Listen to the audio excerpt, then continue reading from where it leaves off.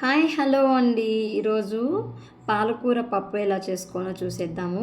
అంతకంటే ముందు మన వీడియోని ఎవరైనా ఫస్ట్ టైం చూస్తున్నట్లయితేనా లైక్ చేసి షేర్ చేసి సబ్స్క్రైబ్ చేసేసుకోండి. సో ఆరోగ్యానికి ఎంతో రుచికరమైన ఈ పాలకూర పప్పు ఎలా చేసుకోవాలనో ప్రాసెస్ చూసేసేద్దాము. వచ్చేసేయండి. ముందుగా కుక్కర్ తీసుకొని కుక్కర్లోకి ఒక కప్పు కందిబ్యాడలు తీసుకొని దాంట్లో వాటర్ వేసుకొని ఒక 2-3 సార్లు నీట్గా వాష్ చేసేసుకోండి. ఒక కప్పు కందిబ్యాడలకి నేను 3 కప్పులు నీళ్ళు అనేటివి యాడ్ చేసుకుంటున్నాను. సో ఇలా యాడ్ చేసుకున్న తర్వాత దీంట్లోకి నేను ముందుగా ఒక మీడియం సైజు ఉల్లిపాయలు, అలాగే ఒక 10-12 పచ్చిమిర్చి మీ కారం తగ్గినట్టు మీరు వేసుకోవచ్చు అన్నమాట. దాంతోపాటు నేను ముందుగా 3 టమోటాలను అయితే కట్ చేసి పెట్టుకున్నాను, అవి కూడా దీంట్లో యాడ్ చేస్తున్నాను.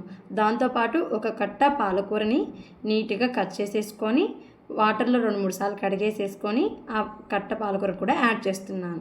దాంతోపాటు ఒక టేబుల్ స్పూను పసుపునైతే యాడ్ చేసుకుంటున్నాను.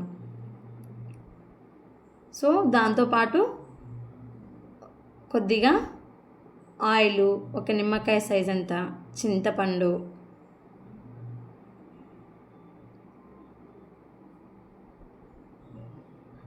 అలాగే కొద్దిగా రాళ్ళుప్పు, నూనె వేసేసుకొని కుక్కర్కి అయితే మూత పెట్టేసుకున్నాను. సో ఇలా మూత పెట్టేసుకున్నాక 3-4 విజిల్స్ వచ్చేంత వరకు పప్పునైతే ఉడికించుకోవాలి.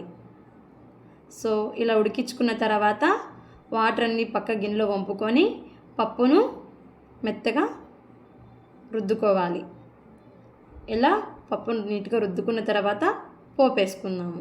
సో పోపుకి కావాల్సినవి నేను కొద్దిగా శనగపప్పు, కొద్దిగా ఉద్దిపప్పు, ఒక 1/2 టేబుల్ స్పూన్ జీలకర్ర, 1 టేబుల్ స్పూన్ ఆవాలు ఇవన్నీ ఆయిల్లో వేసి వేయించుకున్నాను. దాంతోపాటు 4-5 వెల్లుల్లి రెబ్బలు కచ్చాపచ్చ దంచి తీసుకున్నాను. ఒక 2-3 ఒట్టిమిర్చిని యాడ్ చేస్తున్నాను.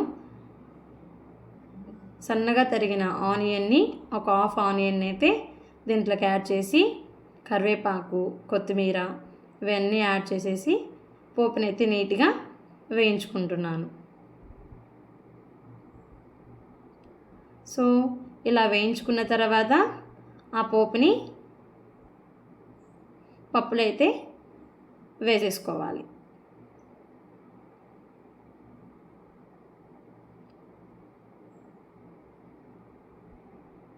సో ఇలా పప్పులో వేసేసుకున్న తర్వాత ఎంతో రుచికరమైన పాలకూర పప్పు ఈజీగా టేస్ట్గా రెడీ అయిపోయింది. Thank you for watching. Bye.